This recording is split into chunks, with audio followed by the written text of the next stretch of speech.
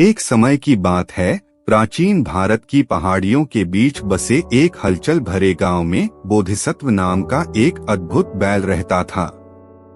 यह गांव विभिन्न प्रकार के लोगों का घर था।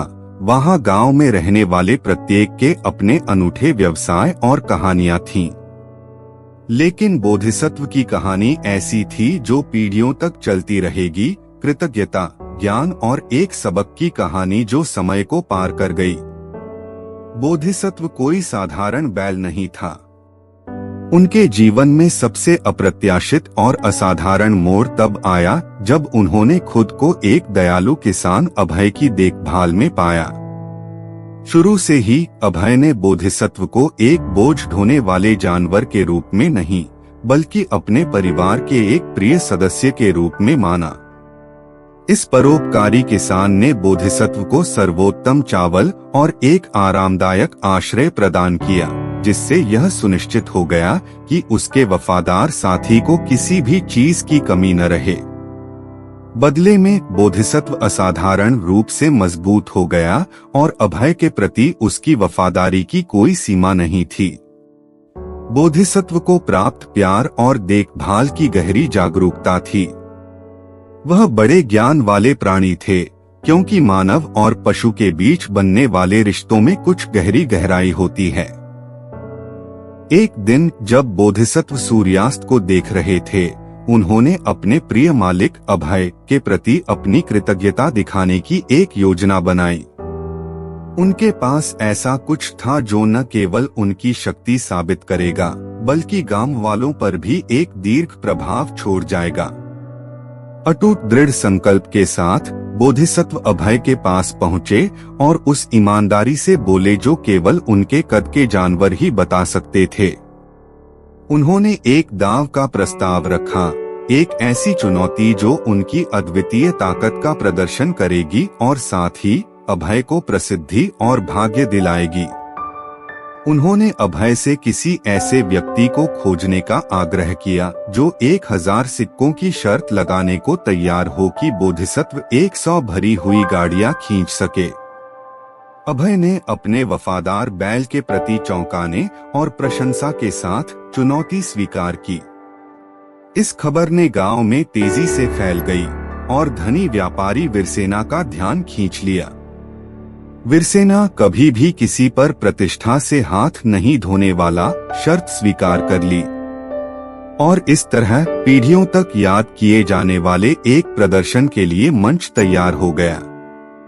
बड़े दांव का दिन आ गया और गांव वाले इस अविश्वसनीय उपलब्धि को देखने के लिए एकत्र हो गए। रेत और पत्थरों से लबालब भरी सैकड़ों गाड़ियां आगे बढ़ने के इंतजार में खड़ी थीं। बोधिसत्व को सामने की ओर बांधा गया था। उसका विशाल शरीर सूर्य की रोशनी में चमक रहा था। हवा में उत्साह स्पष्ट था, लेकिन उसमें घबराहट की भावना भी मिश्रित थी, क्योंकि किसी ने भी बैल को इतना कठिन कार्य करने का प्रयास करते कभी नहीं देखा था। दांव पर लगे होने और ग्रामीणों की सामूहिक सांसें रुकने के साथ अभय बोधिसत्व के पक्ष में खड़ा था। तैयारी में उसके पास एक छड़ी थी जो अपने वफादार साथी का मार्गदर्शन करने के लिए तैयार थी। लेकिन शायद घबराहट के कारण या शायद निर्णय की क्षणिक चूक के कारण अभय चिल्लाया, जाओ दुष्ट, उन्हें खींचो दुष्ट। प्रोत्साहन के साधन के रूप में कहे गए इन शब्दों का बोधिसत्व पर बिल्कुल विपरीत प्रभाव पड़ा। अपमान ने उसके भीतर गहरी चोट पहुंचाई और उसे उन कठोर शब्दों का दंश महसूस हुआ। उसकी वफादारी अटूट थी, लेकिन उसका अभिमान घायल हो गया था। उपस्थित सभी लोगों को आश्चर्यचकित करते हुए बोधिसत्व हिले नहीं। शक्तिशाली बैल अपनी जगह पर जड़वत खड़ा था, मानो अपमानजनक नाम पुकार की अवज्ञा कर रहा हो। भीड़ की तरह गाड़ियां भी स्थिर रहीं।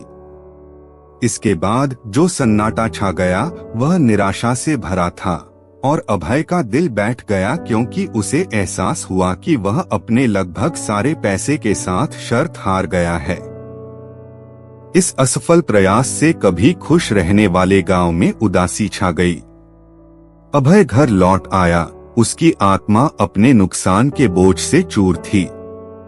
वह दुख में लेट गया और उसी क्षण बोधिसत्व ने वह गहरा सबक देखा जो सामने आया था। बोधिसत्व दुखी मालिक के पास गया। उसकी आंखों में समझदारी भरी थी। उसने अपने बड़े सिर को नरमी से झुका दिया और अभय को धीरे से सुनाया।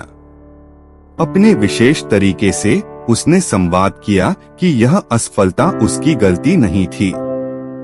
बोधिसत्व ने कभी कुछ नहीं तोड़ा, किसी से टकराया नहीं और कभी गंदगी नहीं की। वह हर संदर्भ में एक वफादार साथी रहा था। दोष उसमें नहीं था, बल्कि उन अवमानजनक शब्दों में था जो कहे गए थे।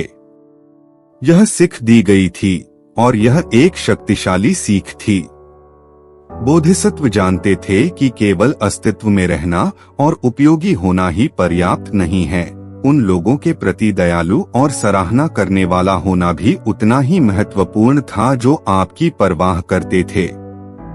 बोधिसत्व की नेक भावना अभय की दयालुता का प्रतिबिंब थी और बैल ने अपने मालिक को यह ज्ञान महसूस करवाया।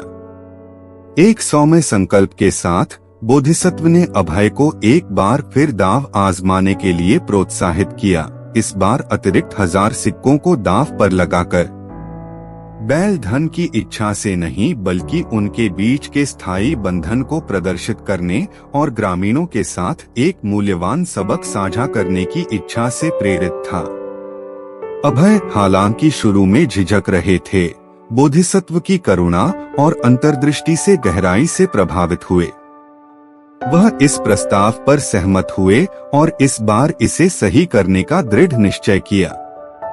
वह जानते थे कि उनकी सफलता न केवल बोधिसत्व की ताकत पर बल्कि उस दृष्टिकोण और रवैये पर भी निर्भर करती है जिसके साथ उन्होंने चुनौती का सामना किया। दूसरे दांव का दिन आ गया और गांव एक बार फिर उस अद्भुत दृश्य को देखने के लिए एकत्र हुआ। रेत और पत्थरों से लदी सैकड़ों गाड़ियां अपने भाग्य का इंतजार कर रही थीं। इस बार अभय एक अलग मानसिकता के साथ बोधिसत्व के पास पहुँचे। उसने बैल की पीठ को धीरे से सहलाया और पुकारा, जाओ मेरे अच्छे साथी, उन्हें खींचो मेरे अच्छे साथी। शब्द सम्मान और प्रशंसा से भरे हुए थे। अभय की आवाज नरम और उत्साहवर्धक थी, किसी भी अपमानजनक भाषा से रहित। यह एक पुकार थी जो बोधिसत्व की आत्मा तक प्रतिध्वनित हुई। एक गहरी सांस और उद्देश्य की एक नई भावना के साथ बोधिसत्व ने खुद को कार्य में लगा दिया। जैसे ही गांव वाले आश्चर्यचकित होकर देखते रहे, शक्तिशाली बैल आगे बढ़ा। उसकी शक्तिशाली मांसपेशियां उसके चिकने कोट के नीचे तरंगित हो रही थीं। उन्होंने दृढ़ निश्चय के साथ एक के बाद एक गाड़ियां खींची। जिस रास्ते पर वह चला उस पर गाड़ियों की पटरियां अंकित थीं, जिनमें से हर एक अंतिम के नक्शेकदम पर चल रही थी। और हर कदम के साथ मनुष्य और जानवर के बीच का बंधन मजबूत होता गया। धीरे धीरे लेकिन निश्चित रूप से बोधिसत्व ने एक सोवीन गाड़ी को उसी स्थान पर खींच लिया जहां पहली गाड़ी खड़ी थी।